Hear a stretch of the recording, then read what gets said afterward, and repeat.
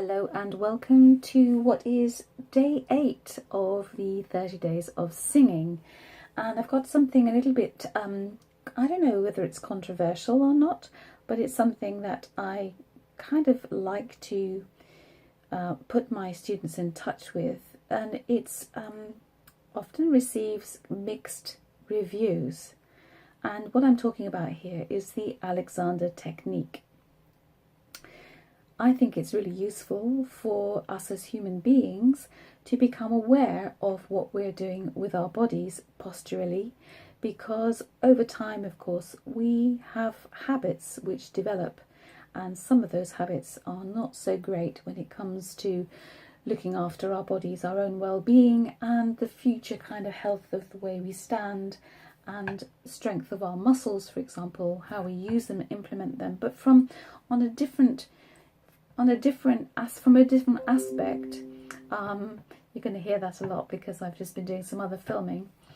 From a different aspect, of course, Alexander Technique, my interest in it has to do with singing. And it's been my experience over all these years of observing people when they are learning how to sing, that one of the major problems that they ignore is everything to do with how they set up their body.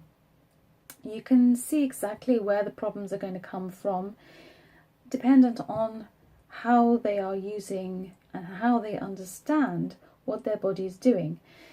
Now, I don't know if you have this, but I use something called Time Hop on my phone. It's very useful and it's great for anecdotal stuff and pulling up family memories and things like that. But this morning, one came up of a memory from, I think, about longer than that. This is actually something from 2011, and it's actually a recording of a broadcast made by Robert Rickover speaking with Georgia Diaz, who is an Alexander Technique specialist, and they are talking about what the benefits are in terms of what the Alexander Technique means for the singer. Now, in case you're not aware what the Alexander Technique is, then I'm just pulled up the NHS guidelines just so I can read them out to you. The Alexander Technique teaches improved posture and movement, which is believed to help reduce and prevent problems caused by unhelpful habits, which is just what I was saying. And during a number of lessons, you're taught to be more aware of your body, how to improve poor posture, and to move more efficiently.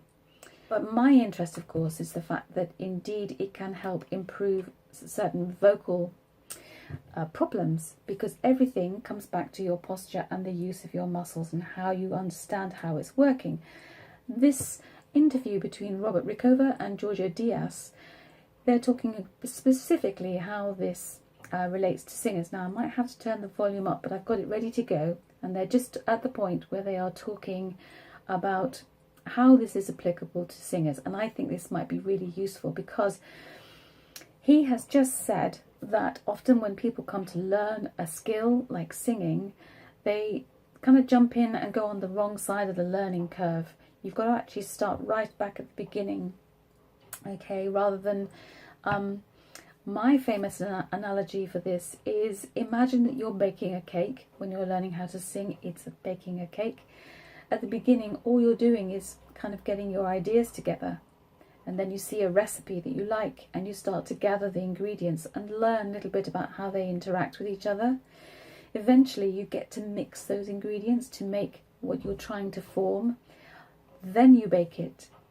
And then finally, you get to put the icing on the cake, which is the final stage before eating it. And so I guess, if you like, vocal technique is all about learning how to bake that cake, and then you don't do the icing until the very end. But so where this interview is interesting to me is he's talking about, do people jump straight into the mixing before they've really given enough thought to the ingredients or even getting their ideas together? So I'm just going to let it run, and then I'll check the recording later. And if the interview doesn't come out very clearly on this recording, I'll have to think again. But fingers crossed, here goes. So I'm just going to pick up the interview now. Here we go.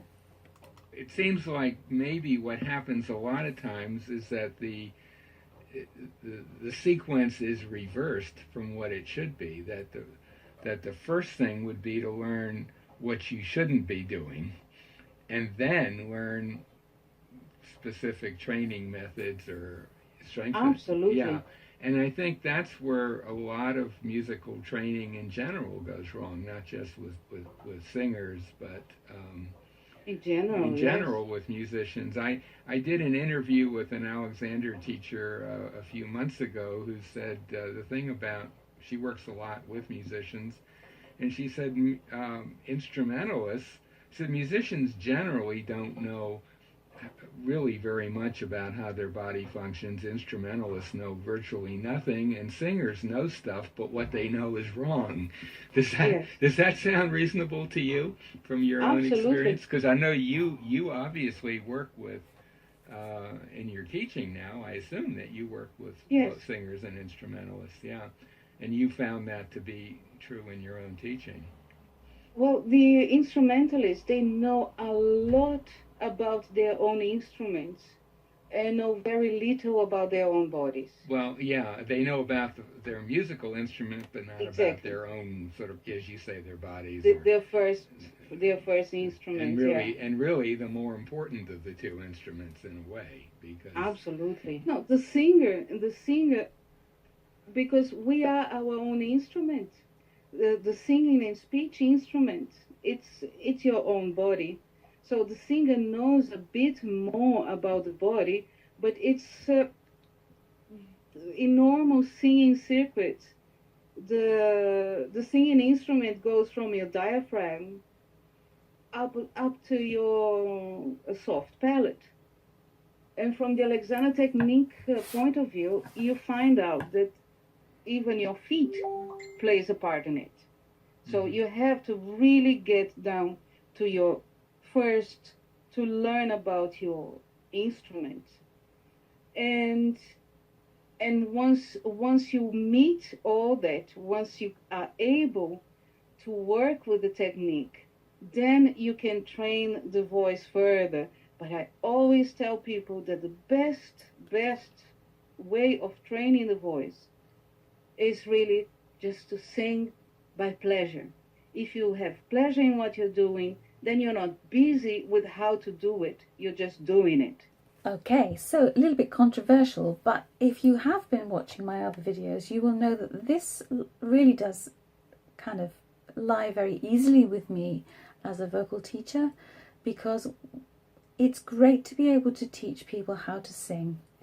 And I would emphasize that when people think about learning how to sing, they immediately think about the importance of all these different exercises with going up and down and singing low notes and high notes and all that sort of thing. But actually, do you know, it really does come down to your basic understanding of the 5 essential vocal exercises. And that is really all you need to get started. And then you can do the very thing that Georgia Diaz talked about right at the end there, which is you go forward with your singing journey and love it, enjoy it, because singing brings us great feelings, the endorphins we receive when singing with others or singing a song, or as my family have just arrived and ready for my birthday celebrations, singing nursery rhymes with my little granddaughter this morning.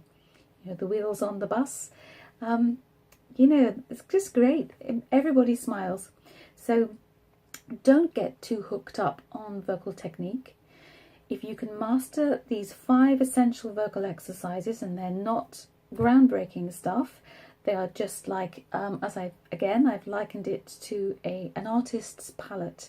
You start with very basic ingredients and you learn how to mix them. And if you don't know the basic ingredients, you can't possibly mix them. So what are those 5 essential vocal exercises? They have to do with posture. They have to do with your breathing. They have to do with a special thing called onset. That's where your vocal folds come together and make sound. They have to do with a very a favourite one of mine, because it delivers much, though it's one that perplexes many people, and that's lip trills. and finally sirening. Now, if you've got those 5 vocal exercises, vocal know-how under your belt, then you are good to go. And from that point, I encourage people to just have a go, enjoy your singing, and as you go, we'll learn to adjust. But what you must start with, first of all, is to learn how your body responds to the thing you're asking them to do. You can't possibly sing well if you don't know those basics. And that's all I'm going to have to say for today. Okay, more again soon. Bye for now.